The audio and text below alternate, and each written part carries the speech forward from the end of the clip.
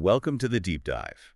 Today we're tackling something pretty fundamental, really. Yeah, it's about understanding why we humans do the things we do. Exactly. We've gathered a whole range of ideas, different perspectives. And the goal is to help you make better sense of, social situations, maybe your own reactions too. Right. And hopefully feel a bit more in control without getting totally bogged down in theory. Think of it as trying to spot the hidden scripts running in the background. We're looking at things like, well, while we're not always as rational as we think we are. And the different roles or masks we wear, sometimes without even realizing it. The source material digs into history, psychology, lots to work with. It's a pretty rich mix. And this deep dive, it's really for you, the learner listening right now, someone who wants to get the core ideas, have those aha moments. And hopefully walk away with a clearer view on, well, people. Because it's easy to get caught off guard, isn't it?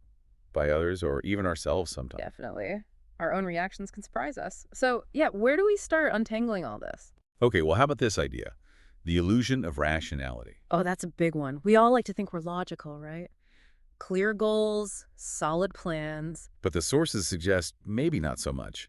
Cite someone like Pericles watching Athenian politics unfold. Exactly. Pericles saw all these politicians seem like they had rational plans, for power, for influence. But the end result wasn't exactly rational for Athens as a whole, was it? Not at all. It led to chaos, really. And when things went south, Yeah. everyone blamed someone else, some external factor. Ah, the classic blame game. Right. But Pericles, he saw something deeper. He figured the real drivers weren't logic, but more basic emotions. Like what? Like the raw hunger for power, for attention, for money even. So the intelligence was there, but it was being used to justify those urges, not necessarily for pure reason. Precisely. People were justifying their emotional drives. So the big takeaway is don't just look at the smart justifications people give. Look deeper. Whoa. Look for those more primal motives underneath. Yeah, what's really pushing them? That definitely makes you rethink things. Okay, building on that, there's this concept of high-grade irrationality. What's that about? Well, that's when emotions get really dialed up. Think intense anger or excitement, deep resentment, suspicion. The kind of overwhelming feeling. Exactly. And pressure is often the trigger. Under pressure, these emotions flare up. And then what happens? Then everything gets filtered through that one lens. You lose perspective. So a small problem suddenly feels huge. Yeah. Or impatience turns into real anger.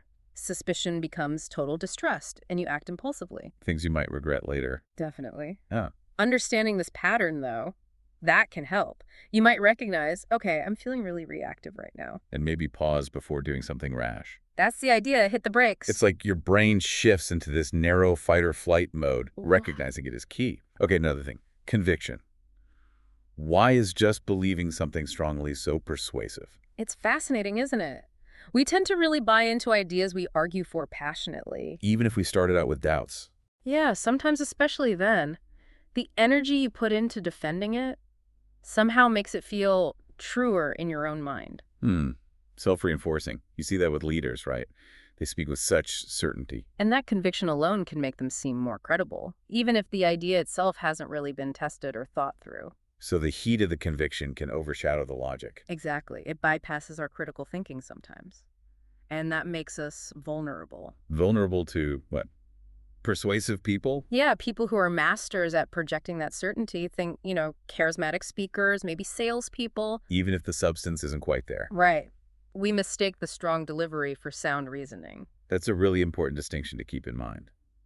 Okay, let's shift gears. How about pressure? What does stress reveal? Oh, pressure is like a truth serum for character, in a way. How so? That cool, calm, collected mask most of us wear, it can crack under real stress. And what comes out? More basic reactions. Anger, paranoia maybe, defensiveness, even pettiness sometimes. Things you wouldn't normally see. It's like the primitive brain takes over from the rational part. That's a good way to put it. The reasoning gets overwhelmed. So the sources say watching people under pressure. That's a good way to gauge their true character. A very good way. How they act when the chips are down tells you a lot. Okay, so navigating all this, these human complexities, the source mentions balancing skepticism and curiosity, like a rider and the horse. Yeah, that's the metaphor. The rider is your skepticism. Questioning things, looking for actual evidence, focusing on results, not just what people say they'll do. Right, being critical. But what's the horse? The horse is curiosity. That openness to new ideas, exploring possibilities. You don't want the writer to be so skeptical that the horse can't move, you know? Ah, so don't become completely cynical and closed off. Exactly. The sweet spot is maintaining that sort of childlike wonder, that curiosity, while still thinking critically. Skeptical, but open. Finding that balance sounds key. Okay, let's talk connection. Empathy. How does that fit in? Empathy is huge. Yeah. That ability to, tune into someone else's feelings, understand their perspective. Helps you connect, build rapport. Absolutely. And anticipate how people might react. It's a crucial social tool, but But there's always a but. our own self-focus gets in the way. The source calls it our natural narcissism, our self-absorption. It kind of dulls our empathy radar. So the challenge is to consciously point that radar outwards, towards others. That's it. Turn the sensitivity outwards. And it's not just about being nice either. Oh, how so? It's strategic. Understanding people on that level gives you insight. Think about Ernest Shackleton. The Antarctic explorer, what about him? Amazing story. Stranded with his crew, unbelievable hardship. But he made it a point to really know his men. He tuned into them. Deeply. He knew their fears, their moods, what kept them going, what might break them. He addressed their individual needs constantly. Wow. So that empathy wasn't just kindness, it was leadership. Absolutely. It kept morale up, kept them unified. It was critical to their survival. Cultivated empathy in action. That's powerful. And the source also warns about toxic narcissists. Right. People whose self-absorption actually causes harm. Recognizing those types is important for self-protection. Definitely. Okay, moving on to another social layer, the mask. The idea that we're all actors. Yeah, the social actor concept, it's pretty fundamental. We all learn to play different roles, like being the serious executive or the laid-back friend or the knowledgeable expert. We adjust how we talk, how we stand, everything. And we do it mostly unconsciously. Often, yes. Yeah. It becomes second nature. Think about how different you are in a job interview versus relaxing at home. True. And the source says someone who couldn't do this, who was exactly the same everywhere. They'd probably struggle socially, might even be ostracized. These skills are necessary. Give you the mask slip. Can you see behind it? Sometimes we get so good at the performance we even convince ourselves. But subtle clues, nonverbal signals, they can leak out. The nonverbal stuff again. Like what? A flicker in the eyes, a tightening around the mouth, posture shifts, things that contradict the words being said. So learning to read those signals gives you an edge. A huge edge in understanding what's really going on with someone. Are there specific things to look for? Well, comfort often shows up as standing closer, maybe mirroring your posture unconsciously. That's called synchrony. Synchrony, like you're in sync. Exactly. It's a strong sign of rapport, of connection. Discomfort might look like pulling away, avoiding eye contact, crossed arms. Interesting. And the source even mentioned physical symptoms, like a headache. Yeah, sometimes even things like a sudden illness can be a nonverbal way to say, avoid a difficult conversation or assert control indirectly. Wow. That's subtle. So much happens beneath the words. Okay, let's dig into character. What does the source mean by that? It suggests we have these ingrained patterns. We tend to repeat things in life, especially mistakes. Like we're fated? Not necessarily external fate, more like our character creates our fate. It's the deep-seated part of us that guides our choices, often subconsciously. Like default settings that keep leading us down similar paths. Kind of, yeah. And linked to that, the source briefly touches on identifying toxic personalities. Right, you mentioned some earlier. The victim. Yeah, the person who always feels wronged, always seems to fall out with people. The drama magnet. Always stirring things up, thriving on conflict, but somehow always portraying themselves as the one who's been hurt. And the repressor. The one who publicly slams certain behaviors, but, might secretly indulge in them. Often lacking real empathy. Just useful flags to be aware of in people. Okay, deeper still. Superior character and the shadow. Right. Superior character isn't about being better. It's more like your core, pre-conscious personality. The thing driving those patterns we just talked about. Okay, and the shadow. The shadow is, all the stuff we push down, the parts of ourselves we don't like or that don't fit our image, the impulses, the darker thoughts. The unacknowledged bits. Exactly, often hidden behind our social masks. And when does the shadow come out? Stress is a big trigger. Or when deep insecurities get poked. It can emerge then. How would you spot it? Sometimes through contradictory behavior. Like someone acting overly confident might be masking deep insecurity. That's the shadow compensating. So don't always take strong convictions or dramatic displays at face value. Definitely not. They can hide the exact opposite. The source also flags the rigid rationalist. Who's that? Someone who's deeply uncomfortable with any irrationality. They try to deny it exists in themselves or others. But irrationality is part of being human, right? Exactly. Trying to deny it is, well, irrational in itself. Okay, and another powerful emotion? Envy. How does that play out? Envy's a tricky one. It feels awful, that painful awareness of what someone else has. And it makes people do what? Develop strategies to cope. Maybe they belittle the person they envy, or they become fiercely independent to avoid needing anything, or they even sabotage themselves. Wow, it can be really corrosive. The source mentions praising is praise. Yeah, like a compliment with a hidden barb, that can be a sign. Or just fleeting microexpressions, a quick flash of negativity when someone else gets good news. Subtle signs again. It sounds like envy's really destructive. Okay, what about grandiosity? Grandiosity.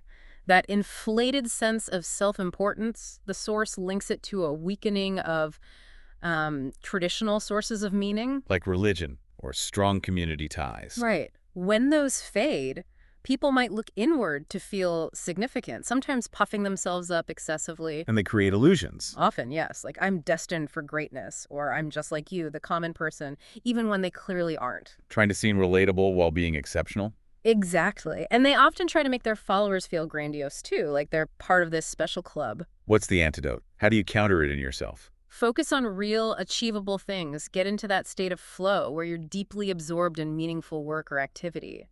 Ground yourself in actual accomplishment. That makes sense. Grounding versus inflation. Okay, the law of gender rigidity.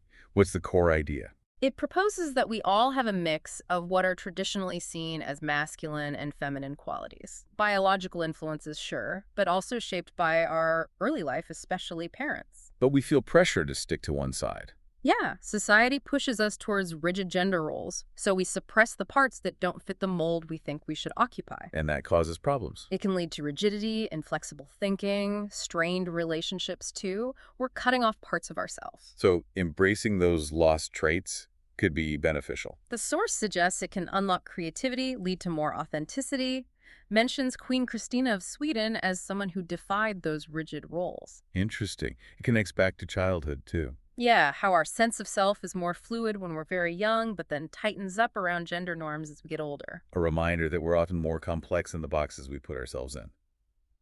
Okay, finding direction. Inner authority. This is about developing a strong sense of purpose, a guiding principle. What does it do for you?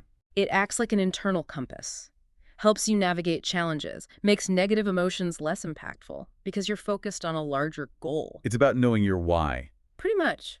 And nurturing what's unique about you. How do you develop it? Any tips? Find your calling, something that really resonates. Immerse yourself in learning it deeply like an apprenticeship. Embrace uncertainty, don't fear it.